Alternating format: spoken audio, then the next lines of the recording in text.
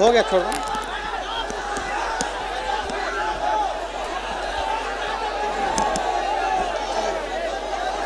मंच पे मौजूद अररिया के सांसद भाई जनाब सरफराज आलम जी, बिहार सरकार के पूर्व मंत्री राष्ट्रीय जनता दल के प्रधान महासचिव आलोक कुमार मेहता जी, जोगीहाट के आपके चहेते विधायक भाई शहनवाज आलम जी, सुपौल से आए हुए विधायक हमारे चाचा यदुवंश यादव जी, नरपतगंज के विधायक अनिल कुमार जी, नीरज यादव जी, शक्ति यादव जी, हमारे भाई कन्हैया जी, पूर्णिया से हमारे जिला अध्यक्ष दिलीप यादव जी, पूर्व सांसद सुखदेव पासवान जी, हमारे अररिया के जिला अध्यक्ष कमरुल जामा जी, मिन्नत रहमानी जी, मणिकांत जी, उमर खालिद साहब जी, राम प्रकाश महतो जी, सभी हमारे मीडिया के दोस्तों, आयोजनकर्ता और जितने भी हमारे दूर दराज से आप सब हमारे भाई यहाँ मौजूद हैं, जितने हमारे अभिभावक मौजूद हैं, सबको सबसे पहले मैं आदाब सलाम और प्रणाम करने का काम करता हूँ और आप लोगों का इस कार्यक्रम में स्वागत करने का काम करता हूँ। आप लोग जानते हैं कि तस्लीमुद्दीन जी के जन्मोत्सव पर यह कार्यक्रम किया जा रहा है। वो हमारे चाचा रहे और हमारे पिता के कदम कदम पे साथ देने वाले, पार्टी के वफादार सिपाही के तौर पे पार्टी को मजबूत किया, सीमांचल को मजबूत किया और हमारे पिता को वो काफ़ी मानने का काम करते थे और इस इलाके के सीमांचल के गांधी कहलाने का काम करते थे। आज उनको हम लोग याद करने का काम करते हैं और उम्मीद है कि हम सब मिलकर के उनके दिखाए हुए रास्ते पे चलने का काम करेंगे। उन्होंने इस इलाके के लिए बेहद ईमानदारी से अपना कर्तव्यों का काम किया और जो काम अधूरा उनका रह गया है उस काम को हम लोगों को मिलजुल करके पूरा करना चाहिए। और ये जो कार्यक्रम के लिए जो हमें आने में देरी हुई है, इसके लिए भी आप लोगों से हम माफ़ी मांगने का काम करते हैं। हो सके तो हमको माफ़ करने का काम करें। आप लोगों को पता होगा कि आज लालू जी के ज़मानत को लेकर के कोर्ट में सुनवाई थी और इस वजह से सुनवाई काफ़ी लंबी चली। इस वजह से हमको आने में, पटना से निकलने में देरी हुई और आप लोगों से हम यही उम्मीद करते हैं कि आप लोग लालू जी के लिए दुआ करने का काम कीजिए ताकि लालू जी को जमानत मिले और फिर से आप लोगों के बीच आकर के आप लोगों का सेवा करने का काम करें। वैसे हम लोगों को न्यायालय पे पूरा भरोसा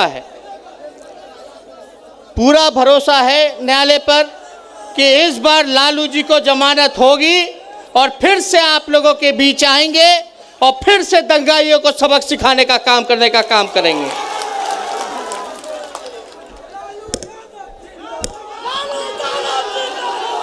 आप लोग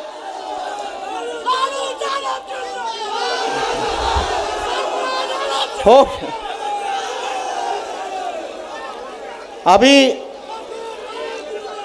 मौका चुनाव का दौर है।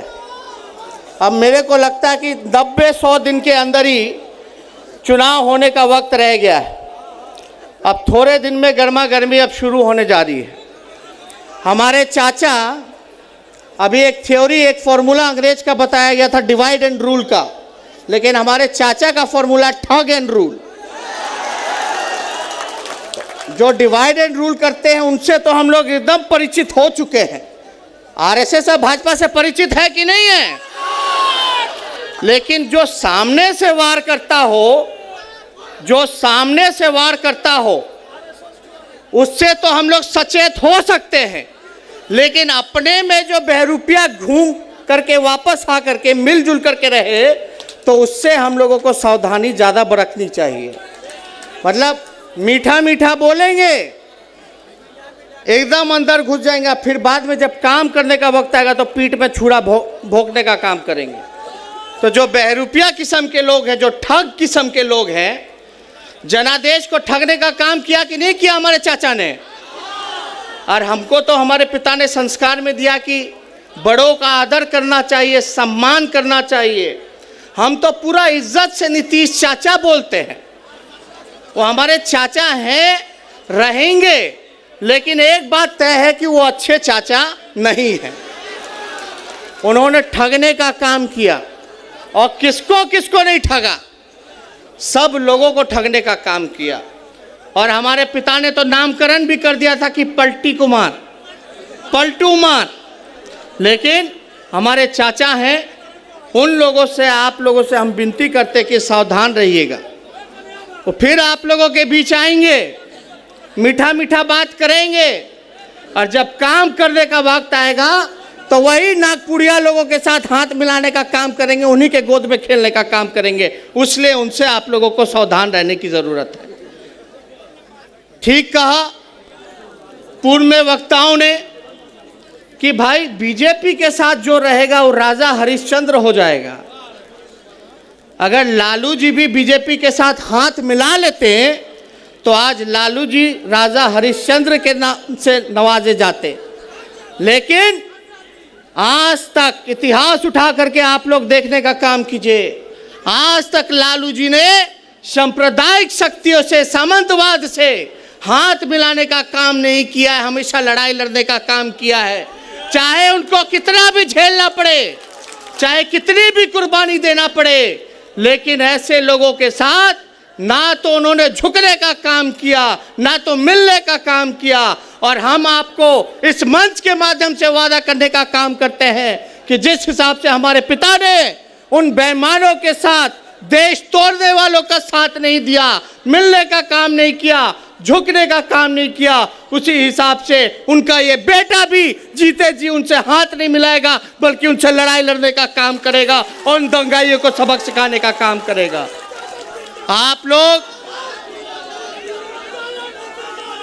लोग हमेशा से आप लोगों ने तस्लीमुद्दीन साहब के साथ खड़े होने का काम किया, लालू जी का साथ देने का काम किया।